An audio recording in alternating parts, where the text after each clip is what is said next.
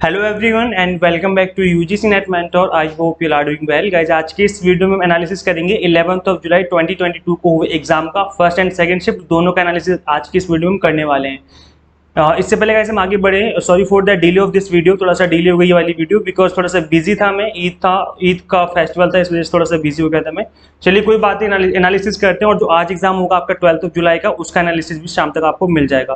तो चलिए स्टार्ट करते हैं फटाफट से और समझते हैं गाइस। सबसे पहले मैं आपको बता दूं कि एनालिसिस की जो वीडियो लेक्चर है काफी इंपॉर्टेंट है बिकॉज क्वेश्चंस तो रिपीट इतना नहीं हो रहे हैं। आई थिंक 1 से 2 क्वेश्चन ही पॉसिबली रिपीट हो सकते हैं, लेकिन टॉपिक जो है वो बार बार रिपीट हो रहे हैं। ऐसा देखने को मिल रहा है कि अलग अलग शिफ्ट में सेम टॉपिक से क्वेश्चन पूछे जा रहे हैं। तो एक बार समझ लीजिए कि किस किस तरीके से क्वेश्चन पूछे गए आपके एग्जाम में पूछा गया था फुल फॉर्म ऑफ SPSS। ये फर्स्ट और सेकंड दोनों शिफ्ट का कंबाइन करके मैं बता रहा हूं। तो अगर आपको क्वेश्चन याद है तो आप लोग कमेंट कर सकते हैं। अगर आपने एग्जाम को अपियर किया था तो अगर आपको जितने क्वेश्चन आपको याद है आप नीचे कमेंट कर देना ताकि बाकी बच्चों की हेल्प हो जाए। सो SPSS की फुल फॉर्म क्या है? ये रिसर्च में एक सॉफ्टवेयर है जो कि रिसर्च में यूज किया जाता है। सो इसकी फुल फॉर्म होती है आपकी statistical package for social science. This is the full form of SPSS। Question था SMCR के ऊपर कम्युनिकेशन यूनिट से। तो SMCR की फुल फॉर्म क्या होती है? S का मतलब होता है सेंडर, M का मतलब मैसेज, C का मतलब चैनल एंड R का मतलब होता है रिसीवर। सो यहाँ पर SMCR की जो है ये फुल फॉर्म हो जाएगी। पहली बात तो इस पे एक सीक्वेंस पे क्वेश्चन पूछा गया था कि सबसे पहले कौन आता है। तो सबसे पहले सेंडर आता है, दैट इज सोर्स, देन उसके बाद मैसेज होता है आपका, देन उसके बाद चैनल होता है, देन आपका रिसीवर होता है जो मैसेज रिसीव करेगा। तो ये एक सीक्वेंस में होते हैं। सीक्वेंस से रिलेटेड क्वेश्चन आपके एग्जाम में पूछा गया था। तो SMCR जो मॉडल है इसको मैंने कवर कराया था अपने क्रैश कोर्स में। सेम क्वेश्चन वहां से बन गया एग्जाम में आपके। इसके अलावा क्वेश्चन पूछा गया था आपका समन्वय के ऊपर। ये एक क्या है? एक नॉलेज मैनेजमेंट पोर्टल है गवर्नमेंट की तरफ से। So the primary objective of the website is to create a platform for enabling individuals, teams and entire public sector enterprises to collectively and systematically share knowledge, infrastructure and best practices. तो यहाँ पर इसको knowledge share करने के लिए knowledge management portal, जैसे कि इसका नाम ही इस KM पोर्टल करके इसको शॉर्ट में बोलते हैं KM पोर्टल। तो ये जो KM पोर्टल इसका मतलब है नॉलेज मैनेजमेंट पोर्टल। समन्वय जो है इसी के लिए इसको बनाया गया था, नॉलेज मैनेजमेंट पोर्टल। सो आगे डिस्कस करते हैं गाइस। इसके अलावा क्वेश्चन पूछा गया था आपके एग्जाम में questions on policies of ignorance. अब गाइस जितनी भी तरह की पॉलिसीज हैं इनको पढ़ लीजिएगा, ये बहुत ही ज्यादा इंपॉर्टेंट है। वैसे मैं आपको बता दूं कि पॉलिसीज वाला जो टॉपिक है मैंने आपको कवर करवाया था इस वाली क्लास में। क्लास नंबर 15 है, ये हमारी यूट्यूब पे अवेलेबल है, कंप्लीटली फ्री ऑफ कॉस्ट है ये। क्लास नंबर 15 में इंपॉर्टेंट टॉपिक सीरीज जो मैंने चलाई थी, क्लास नंबर 15 में मैंने आपको फॉर्मल इनफॉर्मल पॉलिसीज के एग्जांपल्स के सहित आपको समझाया था ताकि आपको चीजें और अच्छे से समझ में आ जाए। तो ये जो इंपॉर्टेंट टॉपिक सीरीज है जिसमें मैंने ऑल 10 यूनिट्स के इंपॉर्टेंट टॉपिक को कवर किया है, इसकी प्लेलिस्ट का लिंक मैं दे दूंगा इसी वीडियो के डिस्क्रिप्शन बॉक्स में। अगर आप ये क्लास देख लोगे तब भी आपका जो ये वाला टॉपिक अच्छे से कवर हो जाएगा। अब यहाँ पर जो इस पॉलिसी ऑफ इग्नोरेंस इसका क्या मतलब है? This policy occurs when you argue that your conclusion must be true because there is no evidence against it. आपने जो बोला वो बात आपने सही बोली है। क्यों सही बोली? क्योंकि उसके अगेंस्ट कोई एविडेंस नहीं है। जैसे मैं बोलूं मैंने सुबह नाश्ता किया था, तो अब आपके ऊपर डिपेंड करता है कि आप इस बात को मानो चाहे ना मानो, क्योंकि मैंने अपनी बात बोल दी और मैं अपनी तरफ से बिल्कुल सही हूं। आपके पास इस चीज का कोई एविडेंस नहीं है कि आप प्रूव कर पाओ कि मैंने बात सही बोली या गलत बोली। तो आप इस केस में आप मेरी बात को सही मान लोगे। और ऑब्वियसली बात ऐसा ही होता है, अगर आप कॉलेज जाओ या ऑफिस जाओ, आप वहां पे जाके अपने फ्रेंड से बोलना कि भाई मैं ना आज ब्रेकफास्ट करके आया था, तो वो आपकी बात मान लेगा, उसको लगेगा आप सही बोल रहे हो, है ना। क्योंकि यहाँ पर लैक ऑफ एविडेंस है, इसको वेरीफाई नहीं कर सकता आपका फ्रेंड, तो आपका जो फ्रेंड है वो इस बात को सही मान लेगा। इसी को कहा जाएगा पॉलिसीज ऑफ इग्नोरेंस। अब यहाँ पर अगर वो थोड़ा सा तर्क लगाता है इस बात में और चेक करता किसी तरीके से, तो इस बात को वेरीफाई किया जा सकता था, लेकिन यहाँ पर वो अभी फिलहाल चेक नहीं कर सकता, तो इस बात को मान लेगा। तो ये गाइस जितनी भी तरह की पॉलिसीज होती हैं वो पॉलिटिक्स में बहुत ज्यादा यूज होती हैं। अब मैं पॉलिटिक्स का मतलब आप लोग ये मत समझ लेना कि मैं डायरेक्टली बीजेपी को बोल रहा हूँ यार, आप लोग ना डायरेक्टली रिलेट कर लेते हो चीजों को। भाई पॉलिटिक्स का मतलब सारी पार्टीज, इसमें कांग्रेस भी है, बीजेपी भी है, आपकी TMC भी है, आपकी आम आदमी पार्टी है। इनफैक्ट जो आपके फॉरेन में जो गवर्नमेंट होती है, फॉरेनर गवर्नमेंट, वहां पर भी पॉलिसीज का यूज होता है। आप मेरी बात को डायरेक्ट इससे मत रिलेट कर लेना। कभी कमेंट सेक्शन में मुझे कुछ बोल दो या फिर आप अनसब्सक्राइब कर दो चैनल क्योंकि मैं एंटी बीजेपी, मुझे समझ लो भाई ऐसा कुछ भी नहीं है। मैं जस्ट पॉलिटिक्स को लेके बोल रहा हूँ। एक बच्चा मेरे पे भड़क गया था, एक स्टूडेंट मेरे पे भड़क गया, वो कहने लगा कि सर आप तो पॉलिटिक्स के एग्जाम्पल देते हो भाई, जब पॉलिसीज यूज ही पॉलिटिक्स में होती है तो क्या मैं एग्जाम्पल भी ना दूं, मतलब वो लोग यूज भी करें और मैं एग्जाम्पल भी ना दूं कि पॉलिसीज क्या होती है और किस तरीके से होता है। तो गाइस यहाँ पर जो पॉलिसीज ऑफ इग्नोरेंस है वो बहुत ज्यादा यूज होती है पॉलिटिक्स में, और जितनी भी तरह की पॉलिसीज हैं बहुत ज्यादा यूज होती हैं। अब सिर्फ पॉलिटिक्स में ही यूज नहीं होती, अलग अलग फील्ड में यूज होती है, आपके घर में भी यूज होती हैं, आपके मम्मी पापा भी आपके साथ यूज कर सकते हैं, अलग अलग जगह भी यूज होती है, लेकिन 90% केस में पॉलिटिक्स में ही इसको यूज किया जाता है। बिकॉज वहां पे क्या होता है, पागल बनाना जनता को बोल दो और जनता मान लेती है, क्योंकि जनता के पास एविडेंस नहीं है। जैसे एग्जांपल दिया हुआ है कि गवर्नमेंट ने क्लेम किया that they have developed smart cities in our country, but there is no evidence, कोई एविडेंस नहीं है, तो बेचारी भोली जनता मान लेगी, उसे लगेगा कि हाँ भाई आपने स्मार्ट सिटी बना दी होंगी, है ना। तो इस तरह की जो पॉलिसीज है जिसका कोई एविडेंस नहीं होता है लेकिन आपको मानना पड़ता है क्योंकि कोई कह रहा है तो आपने मान लिया, तो ये क्या है, पॉलिसीज है आपकी, पॉलिसीज ऑफ इग्नोरेंस है, ठीक है। चलिए गाइस आगे कंटिन्यू करते हैं। गाइस एक क्वेश्चन पूछा गया था आपके एग्जाम में क्लासिकल स्क्वायर ऑफ अपोजिशन के ऊपर, सो इसके ऊपर हमेशा से ही क्वेश्चन बनते आए हैं और दोबारा से बनेंगे। मैं इस बात की पर्सनली गारंटी ले रहा हूं कि फ्यूचर में भी इसके ऊपर क्वेश्चन बनेंगे, जिनका एग्जाम कल होने वाला है, आखिर आज तो एग्जाम हो गया होगा 12 जुलाई आज, जिनका एग्जाम अगस्त में है, मैं गारंटी ले रहा हूँ कि यहाँ से क्वेश्चन बनेगा ही बनेगा। ये एक ऐसा टॉपिक है जो कि एग्जामिनर का फेवरेट टॉपिक है, तो इसको अच्छे से पढ़ लो। Classical square of opposition class number 16 है हमारी इंपॉर्टेंट टॉपिक सीरीज की, इसको अच्छे से पढ़ लेना। और मैंने इसके एमसीक्यूज के थ्रू प्रैक्टिस भी करवाई थी पार्ट 2 में, दिस इज पार्ट 1, और जो पार्ट 2 है मैंने एमसीक्यूज भी डिस्कस किए थे। सभी क्लास है यूट्यूब पे फ्री ऑफ कॉस्ट अवेलेबल है, तो मैं इनका लिंक दे दूंगा इस वीडियो के डिस्क्रिप्शन बॉक्स में। इसके अलावा डेटा इंटरप्रिटेशन से क्वेश्चन पूछा गया था, सिंपल क्वेश्चन थे, परसेंटेज बेस्ड क्वेश्चन थे। तो डेटा इंटरप्रिटेशन से रिलेटेड तो मैंने बिल्कुल बेसिक से बताया था किस तरीके से आपको सॉल्व करना है। अगर आपको नहीं आता है तो मेरी एपिसोड नंबर 7 देख लेना, आपको काफी कुछ यहाँ से समझ में आ जाएगा। तो ये जो डेटा इंटरप्रिटेशन है ये तो आपको पता है कि आना ही आना है क्वेश्चन यहाँ से। इसके अलावा अगर क्वेश्चन पूछा गया था और रिपीटिंग फ्रॉम प्रीवियस ईयर, अच्छा प्रीवियस ईयर से क्वेश्चन ना रिपीट हुए हैं, एक आध क्वेश्चन रिपीट हुआ है, तो इसलिए मैं कहता हूँ कि प्रीवियस ईयर क्वेश्चन लगाया करो। आपको क्वेश्चन रिपीट होगा तो आपके लिए बोनस का काम कर रहा है, क्वेश्चन रिपीट नहीं हुआ तो आपको ट्रेंड का पता चल जाएगा। और जो एनालिसिस वीडियोज है उनको जरूर देखा करो, देख लो प्रीवियस ईयर की ना 2020 वाला जो एग्जाम हुआ था उसकी भी एनालिसिस की वीडियोस पड़ी है इस चैनल पे, मैं आपको दिखा देता हूँ एक बार। हाँ सो गाइस जैसे कि आप देख सकते हैं ये हमारा चैनल है, इस चैनल की जब आप प्लेलिस्ट सेक्शन में आएंगे ना, this is the playlist section, यहाँ पे जब आप क्लिक करेंगे प्लेलिस्ट वाले ऑप्शन पे, तो जब आप नीचे की तरफ आएंगे मैं आपको एक बार दिखा देता हूँ कि मैं क्या दिखाना चाहता हूँ आपको और ये चीज क्यों जरूरी है आपके लिए। जैसे कि आप यहाँ पे देख सकते हैं गाइस 2021 वाले जो पेपर्स हैं, 2021 के जो पेपर्स है इनका मैंने एनालिसिस की कंप्लीट प्लेलिस्ट बनी हुई है, और 2020 के जो पेपर हुए थे उनकी भी एनालिसिस की कंप्लीट वीडियोस बनी हुई हैं।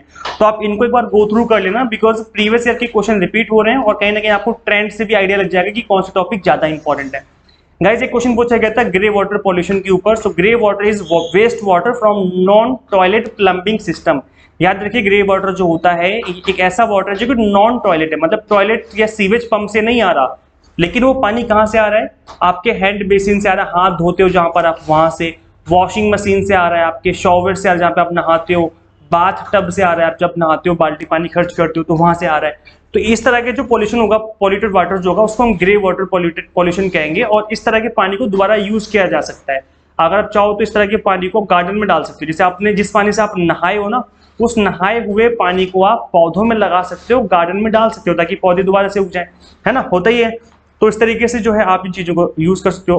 और never reuse water from toilet, washing, nappies and kitchen water. तो इस पानी को हमें रीयूज नहीं करना चाहिए, बिकॉज इसमें क्या होता है कि बहुत ज्यादा बैक्टीरिया होते हैं, और द थिंग इज इसके अंदर काफी ज्यादा साबुन वगैरह, सर्फ वगैरह हो जाता है ना, तो टॉयलेट वगैरह का पानी ये तो खैर बहुत ज्यादा वेस्ट मटेरियल है, वॉशिंग नेपीज, और तो इनको यूज नहीं करना चाहिए ना हमें, तो ऐसे पानी से बचना चाहिए हमें। अब यहाँ पर वॉशिंग मशीन था, इसका मतलब ये कि जो कपड़े धुलने के बाद जो बचा है, तो उस पानी को, ये नहीं कि जिसमें बहुत ज्यादा सरफ होता है, बहुत ज्यादा फेना होता है, उसको मत यूज कर लेना, वो आपके पौधों को नुकसान पहुंचा सकता है, ठीक है। चलिए आगे कंटिन्यू करते हैं। इसके अलावा गाइस आरसी जो था वो मॉडरेट लेवल का था, दोनों शिफ्ट में मॉडरेट लेवल का रहा है। मैथ से क्वेश्चन था, profit and loss based question पूछा गया था, नंबर सीरीज से एक क्वेश्चन था, बट एग्जैक्ट क्वेश्चन याद नहीं है। क्वेश्चन मूडल की फुल फॉर्म पूछी गई थी, मूडल की फुल फॉर्म होती है modular object oriented dynamic learning environment. So this is the full form. देखिए मैंने आपको आईसीटी की फुल फॉर्म ऑलरेडी करवा दी है, और इसकी जो पीडीएफ है ये मैंने आपको अवेलेबल करवा दी अपने टेलीग्राम ग्रुप में। अभी तक ज्वाइन नहीं किया तो टेलीग्राम ग्रुप ज्वाइन कर लो। यूजीसी नेट मेंटोर जिस नाम से हमारा चैनल है ना, इस नाम से ये में आप सर्च करना, कहाँ पे, टेलीग्राम पे। तो इस नाम से हमारा चैनल आ जाएगा, उसको आप ज्वाइन कर लेना। ज्वाइन कर लोगे तो वहीं पे आपको आईसीटी की पीडीएफ मिल जाएगी, जिसमें मैंने इंपॉर्टेंट जितने भी इंपॉर्टेंट आपकी फुल फॉर्म होती है उनको मैंने कवर करवाया हुआ है, और वो आप फ्री ऑफ कॉस्ट डाउनलोड कर सकते हो हमारे टेलीग्राम ग्रुप से गाइस। इसके अलावा एक क्वेश्चन था ऑप्टिकल फाइबर के ऊपर। तो ऑप्टिकल फाइबर क्या होता है? A long thin thread of glass through which all information, sound and data etcetera can be sent in the form of light. Light की फॉर्म में, जैसे आप देख सकते हैं, दिस इज द कोर। अब इसके अंदर इंफॉर्मेशन जो है वो फ्लो करती है, ना कि इसके अंदर ये जब बस इसको सेफ्टी शील्ड है ये, ताकि खराब ना हो अंदर। तो जो यहाँ पर लाइट, अब ना आज के टाइम पर ऑप्टिकल फाइबर का यूज हो रहा है, क्योंकि इससे स्पीड बहुत ज्यादा आती है। जो आप 4G 5G यूज करते हैं इंटरनेट वगैरह कनेक्टिविटी में, तो आजकल ऑप्टिकल फाइबर का बहुत बड़े लेवल पे यूज हो रहा है। इसके अलावा आपके एसडीजी एमडीजी से क्वेश्चन बन रहे हैं बार बार, इस टॉपिक को कवर कर लो, और यहाँ से आपके जो गोल्स हैं उनको अच्छे से पढ़ लेना। गोवर्धन स्कीम पे क्वेश्चन पूछा गया था। गोवर्धन स्कीम क्या है? अब ना एक आपने सुना होगा बचपन में, शायद अभी भी जब आप पढ़े हो 11th 12th में, गोबर गैस का नाम सुना होगा आप लोगों ने, है ना। गोबर गैस क्या होती है? जहाँ पे आप गोबर से गैस बनाते हो। तो इस तरीके से पहले आपने आई थिंक साइंस में एक मॉडल बनता है गोबर गैस के नाम से, तो वही है गोवर्धन स्कीम। गवर्नमेंट ने इसके लिए एक स्कीम चलाई है कि यहाँ पर स्वच्छ भारत मिशन के अंदर ये स्कीम चलाई जा रही है। Gobardhan aims to support villages in effectively managing their cattle and biodegradable waste. तो जो भी बायोडिग्रेडेबल वेस्ट है, ना सिर्फ जानवरों का, बल्कि जो आपकी सब्जियां वगैरह होती है, सब्जी का जो वेस्ट निकलता है, वो भी आप उसमें यूज कर सकते हो ताकि गैस बनाई जा सके। तो ये बहुत ही इंपॉर्टेंट रहा है। इसके अलावा हरिकेन स्पीड पे क्वेश्चन पूछा गया था।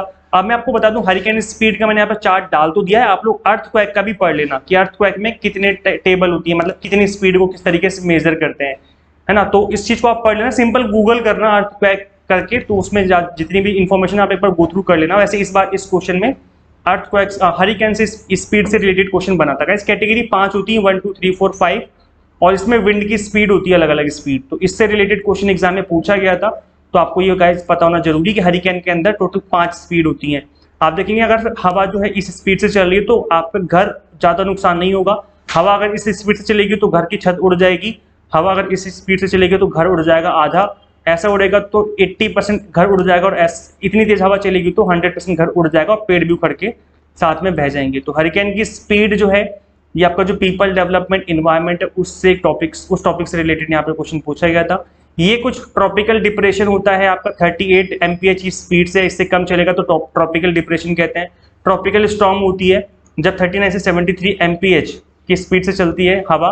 कैटेगरी 1 2 3 4 5 ये अलग पांच कैटेगरी, जिसमें कैटेगरी 5 हाईएस्ट रिस्की होती है। सबसे ज्यादा रिस्क जो है, सबसे ज्यादा रिस्क इसी को होता है। तो ये 157 या उससे ज्यादा की अगर है तो यहाँ पर बहुत ज्यादा आपको नुकसान हो सकता है। इसके अलावा गाइस अर्थक्वेक जो नापते हैं कि अर्थक्वेक किस चीज से मेजर करते हैं, तो रिएक्टर स्केल होता है, और सैफिर सिम्पसन करके होता है, जिससे हम हरिकेन की स्पीड को नापते हैं। तो इस चीज को आप थोड़ा सा याद कर लीजिए। इसकी रेटिंग 1 to 5 के बीच में होती है हरिकेन वाली, ठीक है। तो ये जो चीजें काफी इंपॉर्टेंट है, दोबारा से एग्जाम में पूछी जा सकती है। इसके अलावा गाइस इंडियन लॉजिक से क्वेश्चन पूछा गया था। इंडियन लॉजिक पे ऑलरेडी मैंने क्लास नंबर 36 है हमारी प्रीमियम क्लासेस की, तो इसको आप देख लेना। इंडियन लॉजिक अगर आप पढ़ना चाहते हो इजी वे में तो आप इस क्लास को देख लेना। वैसे प्रीमियम क्लासेस के लिंक भी मैं दे दूंगा इस वीडियो के डिस्क्रिप्शन बॉक्स में, ये भी आपके यूट्यूब पर completely free of cost available है।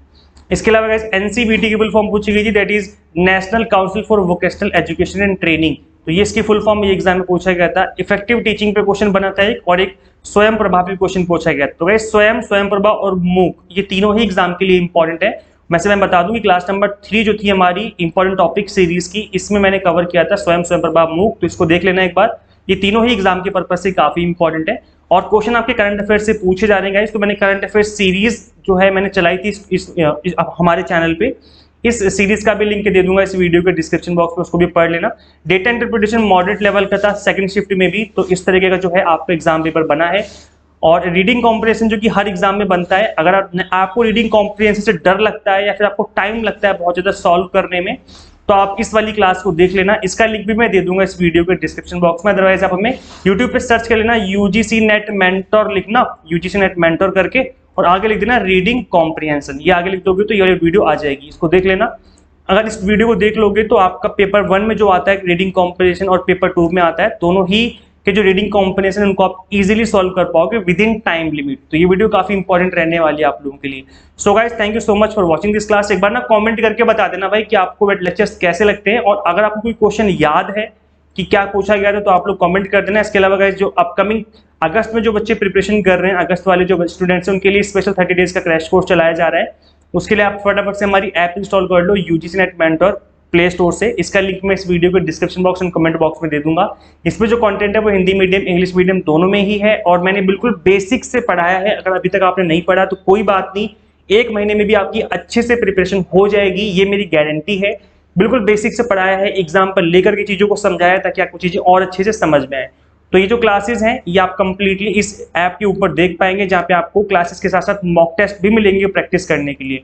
तो अलग से मॉक टेस्ट पे पैसे मत खर्च करो, एक बार आप क्रैश कोर्स ले लोगे तो यहाँ पे आपको मॉक टेस्ट भी मिल जाएंगे। यूनिट वाइज 95 मॉक टेस्ट रहेंगे प्रैक्टिस करने के लिए, और कंप्लीट क्रैश कोर्स आपको मिल जाएगा जिसमें वीडियो लेक्चर्स भी रहेंगे और पीडीएफ फॉर्मेट में स्टडी मटेरियल भी रहेगा, जिसको आप डाउनलोड करके प्रिंट आउट भी निकाल सकते हो अगर आप चाहो तो। ठीक है, सो गाइस फटाफट इस ऐप को इंस्टॉल कर लो। इसका लिंक मैं इस वीडियो के description box and comment box में दे दूंगा। गाइस इस वीडियो में इतना ही, मिलता है नेक्स्ट वीडियो में। Till then keep watching UGC NET mentor. Thank you so much.